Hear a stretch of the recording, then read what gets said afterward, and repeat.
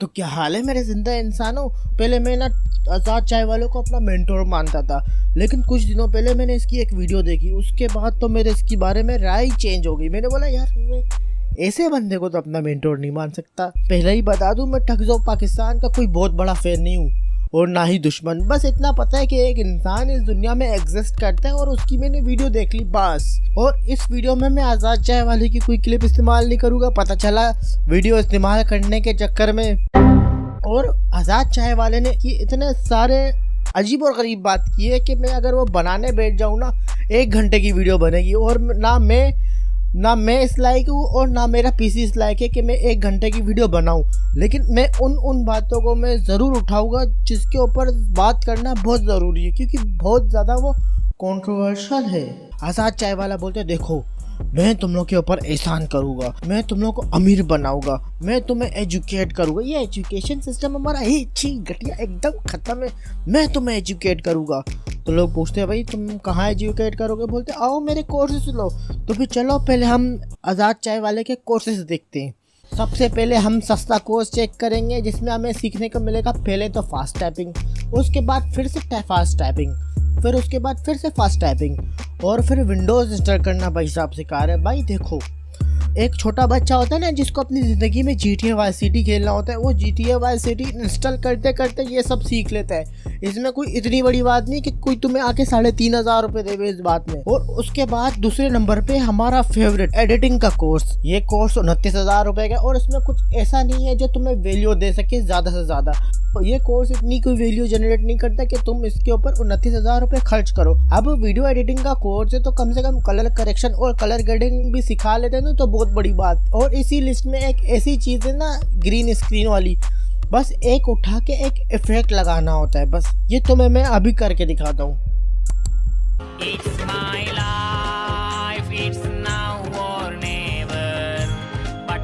ये तुम्हें मैं अभी करके दिखाता हूँ। अब एक बंदा वीडियोग्राफी सिखा रहा है, लोगों को एडिटिंग सिखा रहा है, उसको अपने इंस्टीट्यूट में बहुत ज़्यादा भरोसा है। तो फिर जब उसको खुद बंदों की ज़रूरत पड़ेगी एडिटिंग के लिए, वो कहाँ से बंदे उठाएगा? अपने इंस्टीट्यूट से उठाएगा ना, अगर उसको अपनी तालीम पे ज़्यादा भरोसा है। लेकिन वो बंदा बाहर से बंदे उठाता है कम्युनिटी पोस्ट लगा के। जब तुम्हें खुद ही अपने इंस्टीट्यूट में भरोसा नहीं है, तुम कैसा किसी को बोल सकते हो कि स्कूल छोड़ के हमारे पास आके पढ़ो? अब आते हैं सबसे महंगा कोर्स जो कि है 2 लाख रुपए का, लेकिन डिस्काउंट होने के बाद ये कुछ नहीं 1,20,000 रुपए का हो जाता है। अब ये कोडिंग वाली मंजन तो मेरे को नहीं आता, लेकिन मेरे को इतना पता है कि ये जो PHP वाली कोडिंग है ये आउटडेटेड है, मतलब कि आज की दुनिया में इसका कोई काम नहीं है। लेकिन फिर भी तुम ये सिखा रहे हो, तो फिर तुम में और एजुकेशन सिस्टम में क्या फ़र्क रह गया? तुम चिल्ला के बोलते हो एजुकेशन सिस्टम हमारा आउटडेटेड है। भाई तुम्हारे कोर्स भी आउटडेटेड है, तो इसको भी तो ठीक करो। अब तुम खुद बताओ, अभी एक बंदा चिल्ला के बोल रहा है कि बिजनेस करो बिजनेस करो बिजनेस करो। जब वो सिखाएगा तो फिर वो बिजनेस बड़ा करने का भी वादा करेगा, लेकिन इसके जितने भी कोर्स है ये सब आपको जॉब्स ही देंगी, कोई बिजनेस नहीं होने वाला।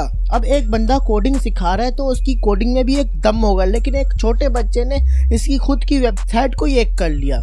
मुझे इनसे भी कोई मसला नहीं है, लेकिन इतनी सारी अक्कियाँ करने के बाद ये बंदा बोलता है कि भाई मैं तुम लोग के ऊपर एहसान कर रहा हूँ, मेरे को तुम लोग से कोई लेना देना नहीं है, बस तुम लोग आके मेरे से सीख लो। अगर ये बंदा आज आके बोल देना कि भाई देखो मैं कर रहा हूँ बिजनेस, सीधा बिजनेस, मेरे को तुम लोग से कोई लेना देना नहीं है, फिर कोई आके पूछेगा भी नहीं कि भाई तुम्हारे कोर्स में कि भाई बिजनेस होता है। कुछ दिनों पहले भाई साहब ने एक बात बोली की थी, मेरे को चाहिए मर्द चाहिए मर्द, ये कुसरे मेरे को नहीं चाहिए, मेरे को चाहिए मर्द।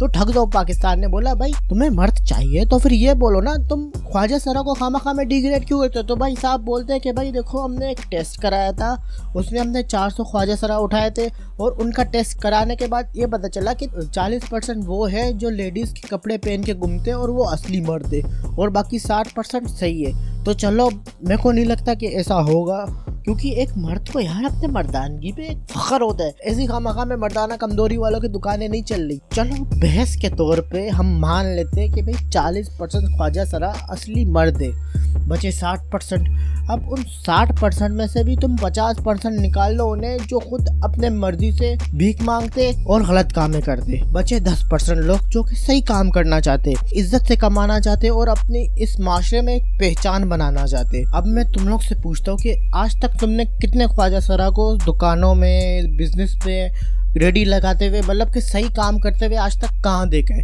इसका मतलब ये है कि आज भी सोसाइटी इन्हें एक्सेप्ट नहीं कर रही और उसके बावजूद ये बंदा उन्हें डिग्रेड अलग कर रहा है। मतलब कि एक बंदा, तुम उन्हें सपोर्ट नहीं कर सकते हो, कम से कम उन्हें डिग्रेड तो ना करो। ये बात मैं मानता हूँ कि अच्छा काम और बुरा काम करना ये हमारे ऊपर ही होता है। मतलब कि मेरी मर्जी है ना कि मैं एक बंदूक उठाऊँ, बाइक लूँ, पीछे बंदा बिठा के लोगों को लूटूँ, या तो फिर मैं कोई सही काम करूँ। ये दोनों काम तो मेरे हाथ में ही है। लेकिन क्या हो अगर आपके हाथ में सिर्फ खराब काम ही करना हो, मतलब कि आपके पास सही रास्ता ही नहीं हो और ख़राब काम करना आपके लिए बहुत आसान हो, तो फिर आप तब क्या करोगे? चलो मिसाल के तौर पे तुम खुद की कोई सोशल एक्सपेरिमेंट करके देख लो।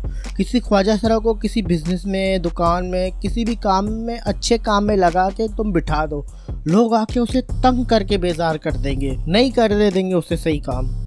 As far as Islam is concerned, a Muslim is not a good Muslim unless he is a good human being first.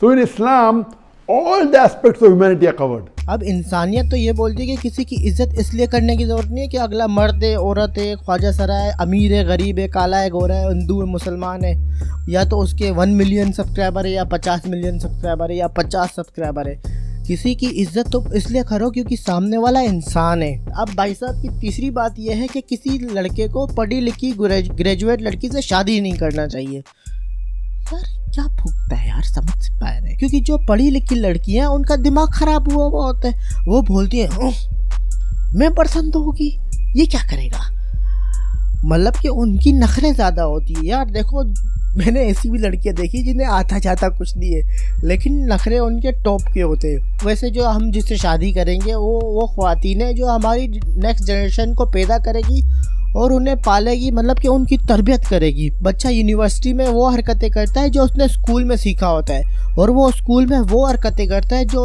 उसकी माँ ने उसको सिखाया होता है। तो फिर अब मैं तुम्हें पूछता हूँ कि सही डिसिप्लिन किसी बच्चे को कौन सी लड़की देगी, जो पढ़ी लिखी होगी या जिसने इतनी पढ़ाई लिखाई नहीं की? मेरे कहने का ये मतलब नहीं है कि जो लड़कियाँ पढ़ती नहीं है वो परवरिश अच्छे से नहीं करती है या तो फिर वो सही से पालती नहीं है। मेरे कहने का मतलब ये है कि भाई आखिर बेहतर क्या है, किसी ऐसी लड़की को अपना बच्चा देना जो पढ़ी लिखी है या तो जो पढ़ी लिखी नहीं है? आप क्या करोगे इसमें? भाई देखो मेरे कहने का ये मतलब ये नहीं है कि मैं दूध का धुलावा हूँ या सामने वाला कुछ ज़्यादा ही हराम, ये नहीं।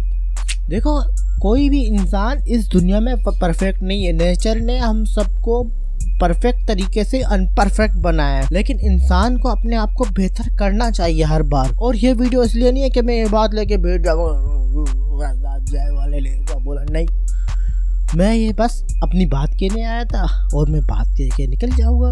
तो बस यार फिलहाल आज के लिए इतना ही। वैसे आज काफी हैवी ज्ञान हो गया। अगर तुम्हें वीडियो पसंद आई है तो सब्सक्राइब, अगर तुम्हें चैनल पसंद आया तो सब्सक्राइब करो। मैं तुमसे मिलता हूँ नेक्स्ट वीडियो में।